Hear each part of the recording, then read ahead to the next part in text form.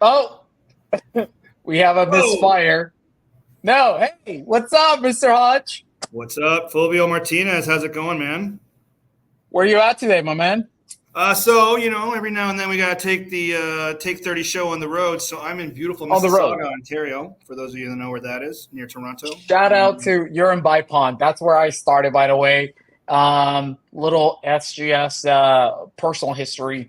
That was the building where I started, with SGS. My very first time walking into SGS, almost 9 years ago now, was to that very building, Vipon. So shout out to Mississauga Life Science. Mississauga. I know that you're there in good company too, because I believe our colleague in marketing, Sherry, is in town as well. So I want to say hello to Sherry. I want to say hello to the entire life science team in Mississauga. It's a fantastic team and a great lab. I hope you enjoy your time.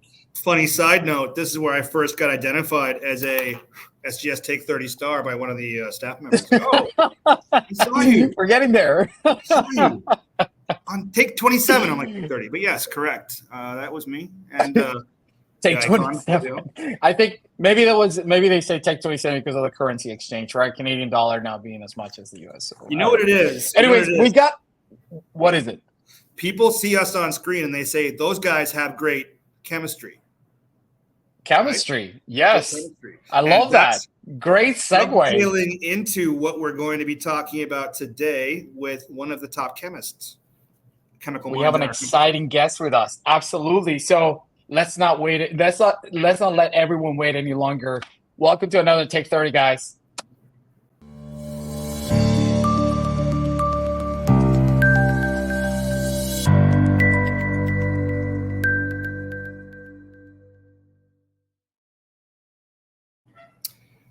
Hello, everybody. Welcome to another SGS Take 30. And as I said, Fulvio and I are always excited to chat with our guests. The story is often surprising and usually not what you think. And for today, like I said, our chemistry is going to speak to other kinds of chemistry, mainly olive oil analysis. Yes, and so for today's guest, I'd like to introduce to everybody Betty Paulose. She's working with our lab in St. Rose, Louisiana. And is Betty? Yeah, there she is. Check out the excellent CV and the credentials that she's accumulated over the years. I think Betty is somewhere. Oh, there she is. Hello. I love the photo with you, Betty. I love your photo for the bio. I don't know where you took that, but we could claim that was at the top of Mount Everest, and no, could say otherwise. In my office.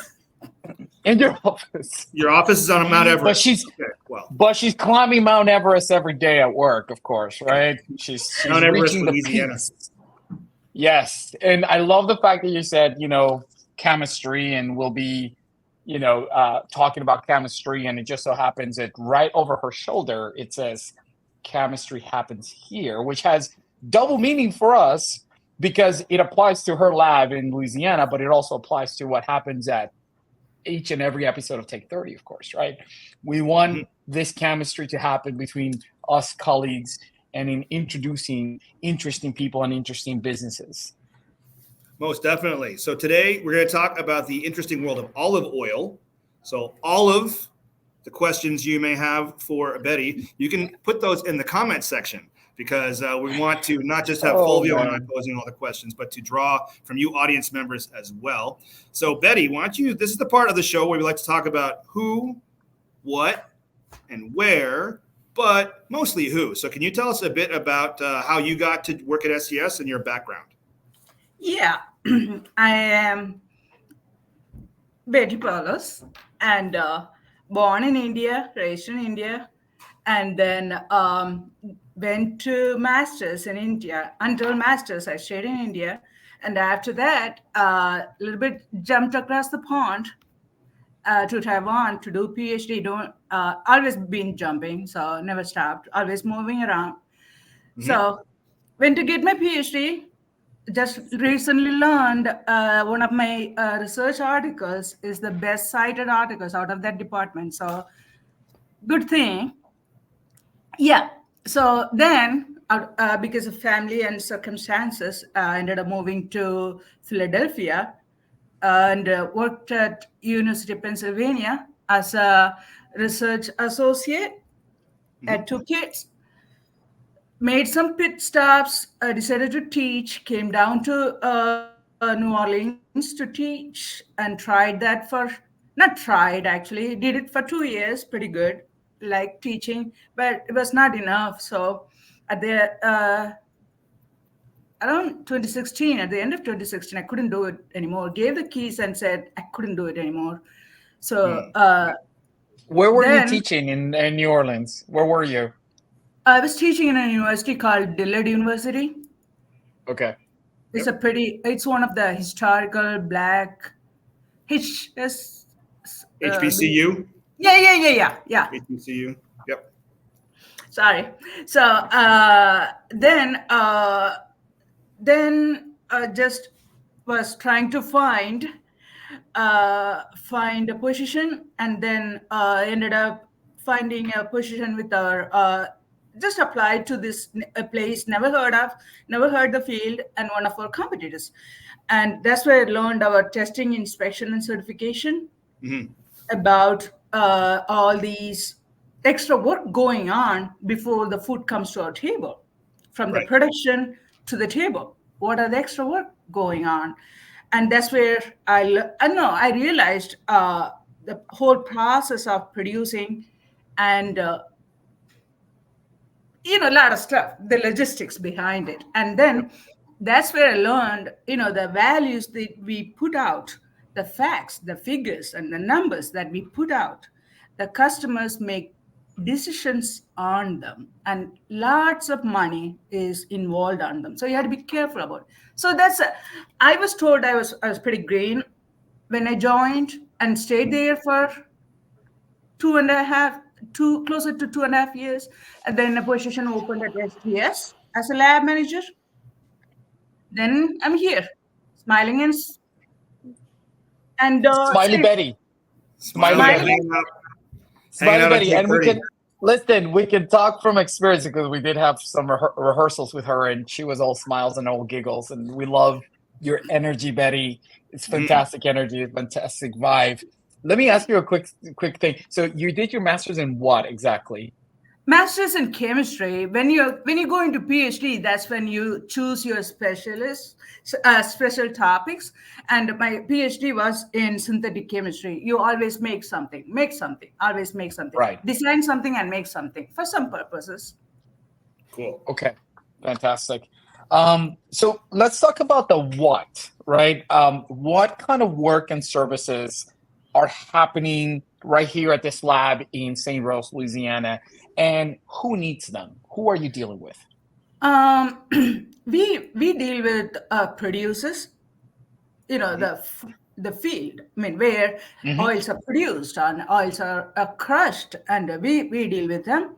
We deal with the buyers. We deal with the traders buying from the farmers, and then those are buyers, and then we deal with the traders who do that logistics to move stuff from one place to another place. And then we deal with the vendors, and then we deal with packers, distributors, lots of titles for those people. and we deal with a lot of those people. And our major work is on. We have been known for olive oil. I didn't inherit it. I just made a little bit more sound when I joined. That's it. Make people know what we're doing about olive oil. And we have been always known for olive oils and edible oils. And now we are slowly moving into other ventures. And we are I have to say, we are kind of very good with olive oil as well as avocado oil. Avocado. Yeah. Avocado, which is, the new it oil. If you're looking at oils. Yeah. Hot oil. It's the new hot oil. Hot oil treatments, exactly. Yes, absolutely. All right. Well, speaking of olive oil, and I just wanted to remind everybody out there, if you have any questions for Betty, maybe you would like to put them into the comments. But I'm curious because I like to go to the supermarket. Well, I don't like it, but I have to go. And I'll see different grades of olive oil. And I'm kind of like, I'm not so educated on it that maybe I couldn't ask you a bit about the different grades of olive oil. And obviously anything involving growing crops is going to have some sort of seasonal impacts and be subject to, things like droughts and that kind of stuff. Would you say that's an issue that you face with your lab? Yeah. Let's talk about the grade of olive oils. And first it is, you start with extra virgin, the cream of the crop. Extra virgin olive oil, where you just you don't alter any properties. You just get good from the nature, right? Okay. And that is extra virgin olive. They're ridiculously expensive because after the process is complete, you get very little. Cream of crop, so you get very little out of it. So that's why they are very expensive. And then comes refined olive oils, and there's so it goes through a little bit process, and you get refined olive oil. Extra virgin olive oil has high benefits, so highly expensive. Then comes refined olive oil. But refined olive oil, you can use it for a long time.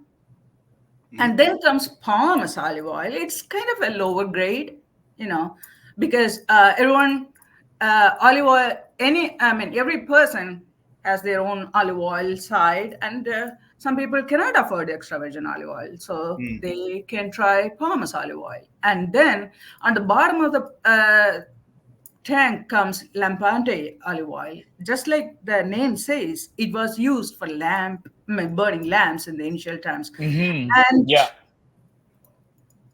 so we know how to. Our International Olive Council has specifications, so we check.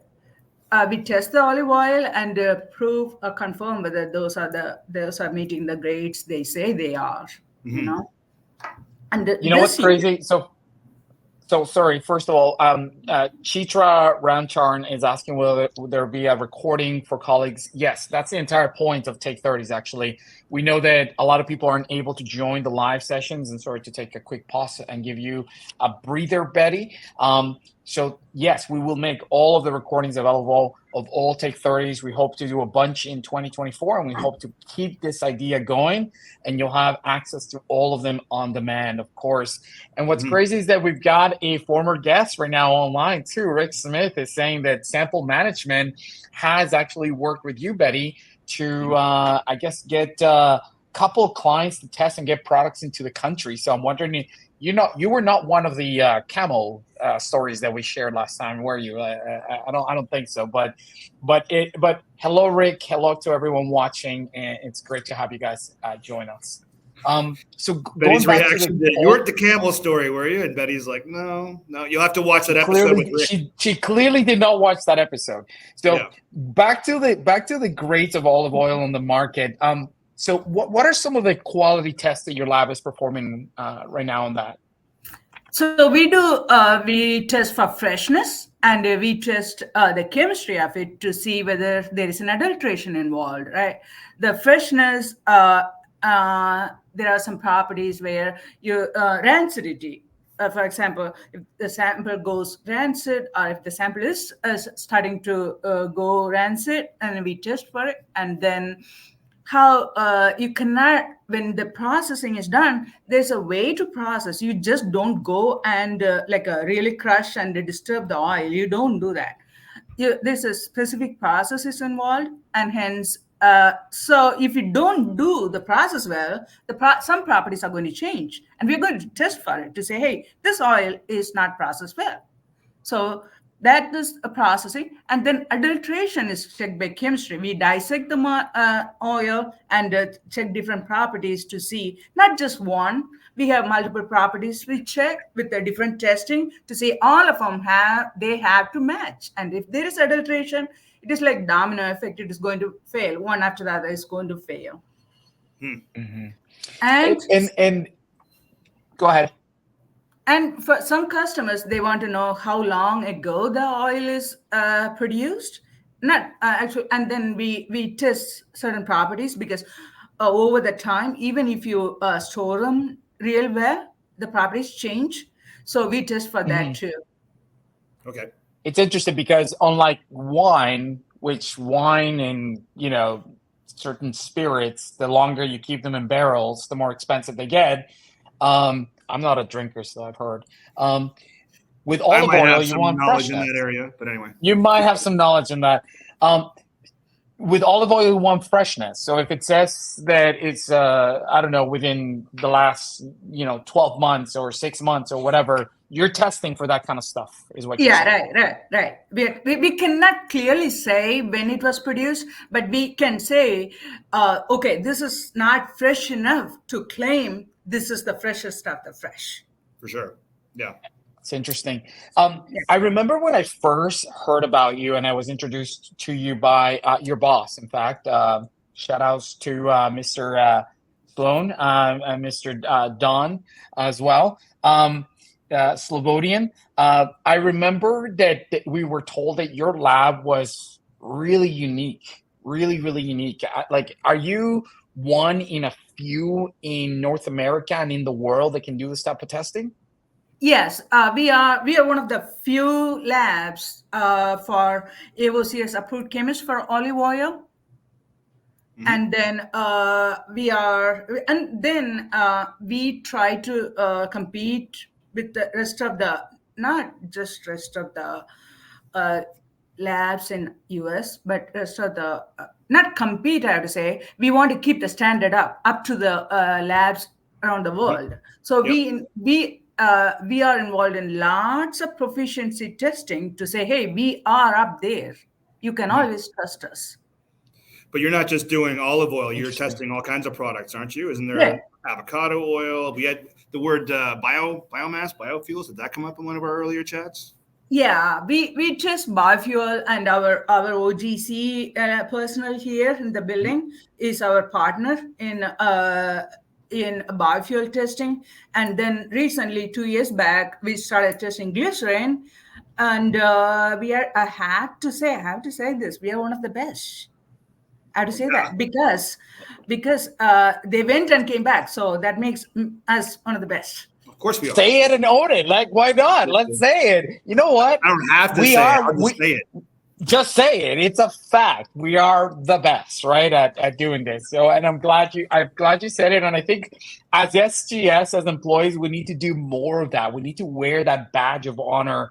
I think we tend to be maybe too humble to a fault sometimes, but we are the best at some of the things that we do. Who's the best and has two thumbs? Yeah. Right there. Yeah. I said one of the best, but I don't know any other labs. I don't want to say I'm the best. I just want to say I don't know the labs, so I'm saying we are one of the best.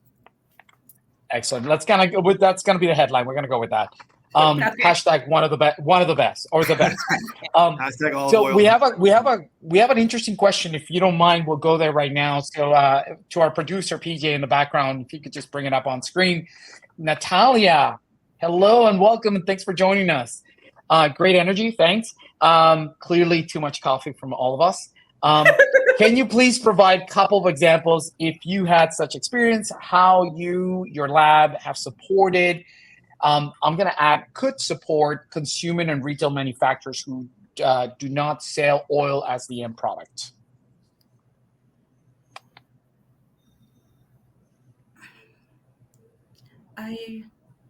So in other words, if you're testing or can test for other things other than oil, what are they, right? Oh, Is that's yeah. We do glycerin. We do oil seeds, and we do grains. I mean, soybeans. We test soybeans. Yep. I didn't put that out as I didn't put those testing in the front because we are known for our olive oil testing, and we are known Yeah. for it. So I thought let people know it first, right? And then Sure. we'll go from there. And then there is for soybean meal, there's one of we are one of US is, I think, I may be wrong, one of the major producers of soybean meal. And for them, they have an association called the NOPA Association, and you have to be a member, and they will certify your lab as NOPA approved labs, and that's a 2 years process, and we are one of them in that. And there's only 8 labs in it out of North America, and we are one of them. I didn't put all those things out because we are talking only about oils and olive oils, and they can always reach out to me and I'll answer them. But I think that's a very, very good question. And Natalia, I love that you brought it up because that's at the heart of why we're doing SGS Take 30s, right? People start to get ideas. People start to ask questions. What else could you test for? Going back to our very first episode with our friend Tajinder, he may be watching right now. I think you know him, our genomics lab in Saskatoon, Saskatchewan. Tajinder actually runs that lab. And one of the questions that came out of that episode was somebody asking him, do you do DNA testing on the grains, or can you do it? No, sorry, not on the grains, on fibers. And it turns out that I think there was a connection there, and I think that something happened as a result of that question. So, Natalia, thank you, and thank you to all of those of you watching. Please reach out to Betty with any inquiries you may have. This is exactly what we want happening, right? Creating and synergies. Along those lines, creating synergies, exactly. Along those lines, Betty, I wanted to ask you, without going into too much detail, what are some of the more, let's say, unusual incidents that have come up when testing for purity with different samples for your lab? So because we're talking about olive oil, let's talk about one of the incidents we had. This is probably 2 years back. This is really stands out to me. That's why I'm going to tell you that. So we got a oil sample, and this customer is always pushy. And actually, interestingly, in 2020, she wrote a negative review about my own lab. So we always approach her stuff with caution, and we test, and always I strive for the research that you can trust. That's it. Always. But the sample comes in, she pushes again for the research, and the sample did not meet the extra virgin olive oil again. Sample did not meet the specifications. So I sent a report and said, I'm sorry, your sample did not meet the specifications for extra virgin olive oil. And this is the report. And she comes back and says, congratulations, you passed our testing, because her own clients questioned whether we really do the testing or not, or just making up because the client is pushing. Guess what? No, we don't. The clients. Interesting.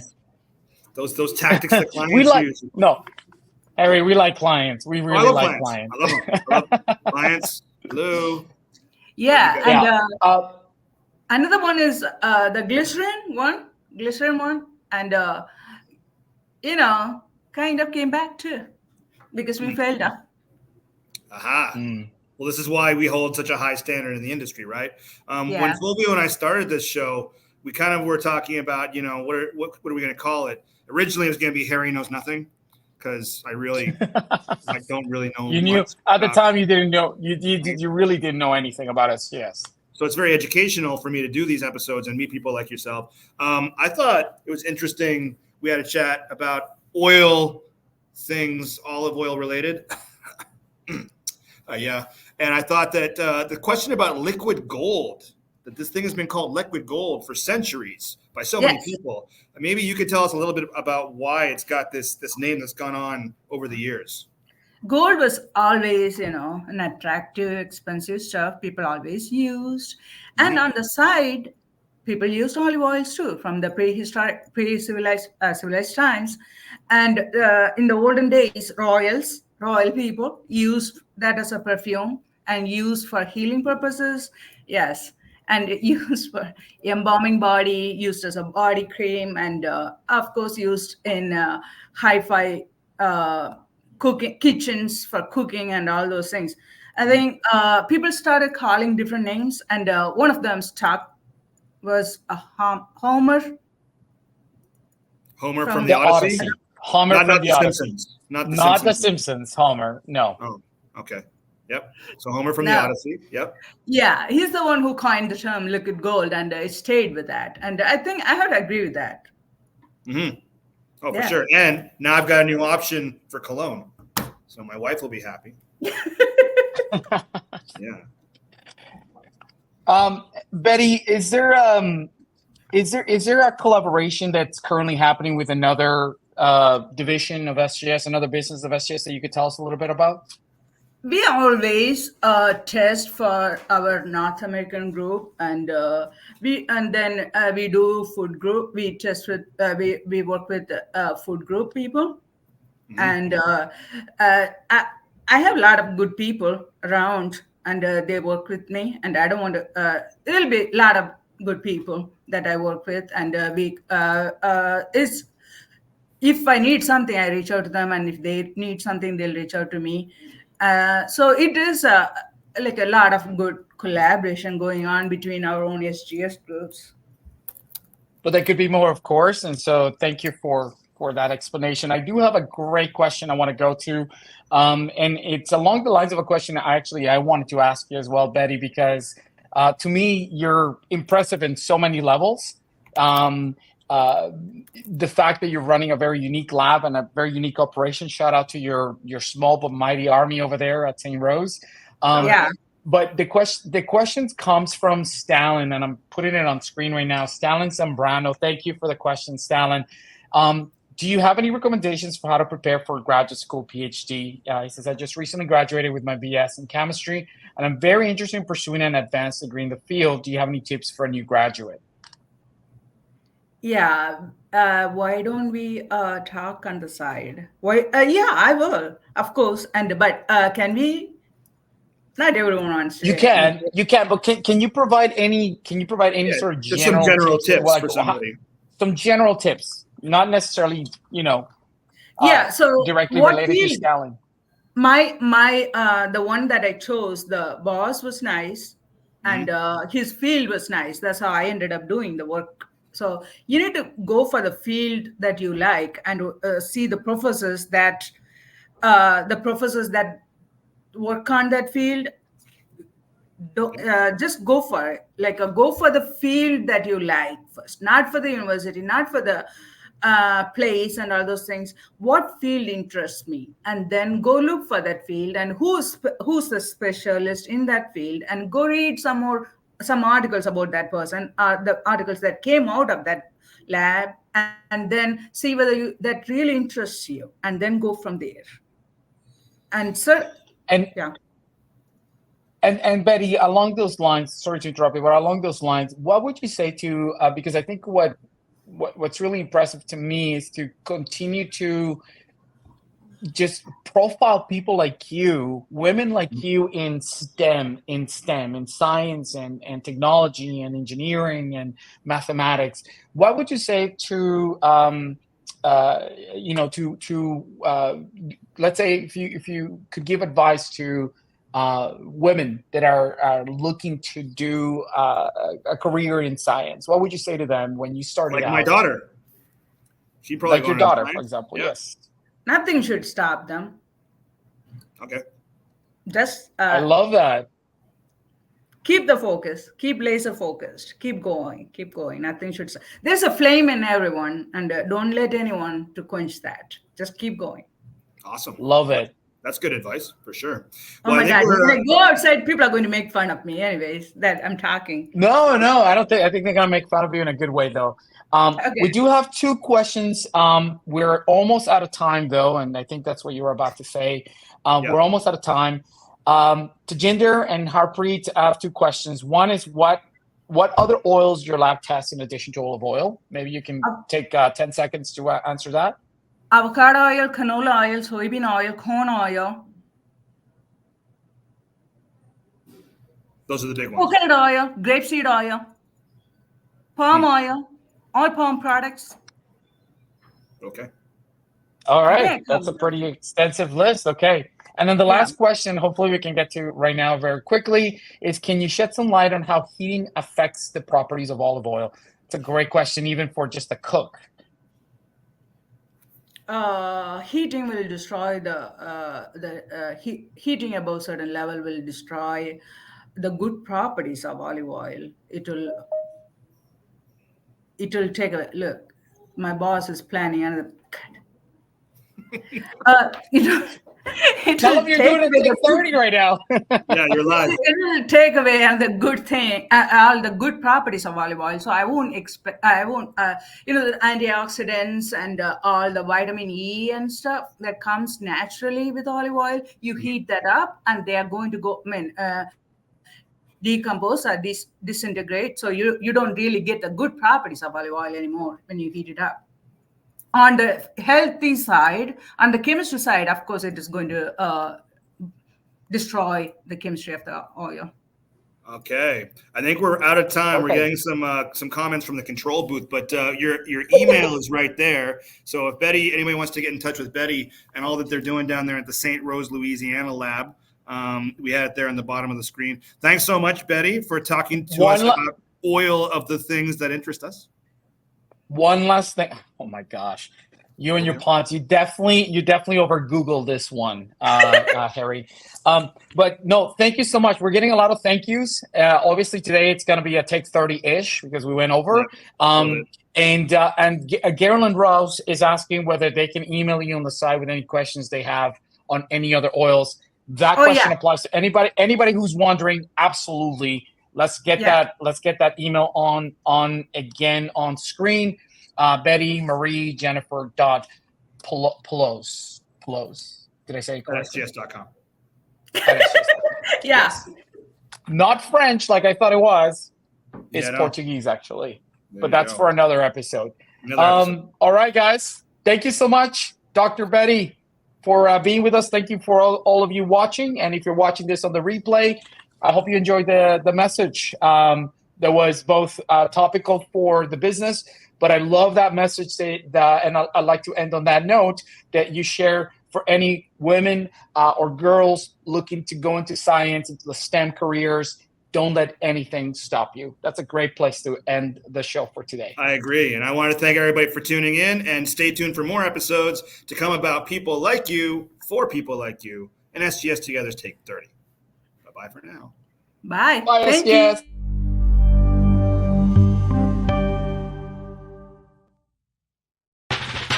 You.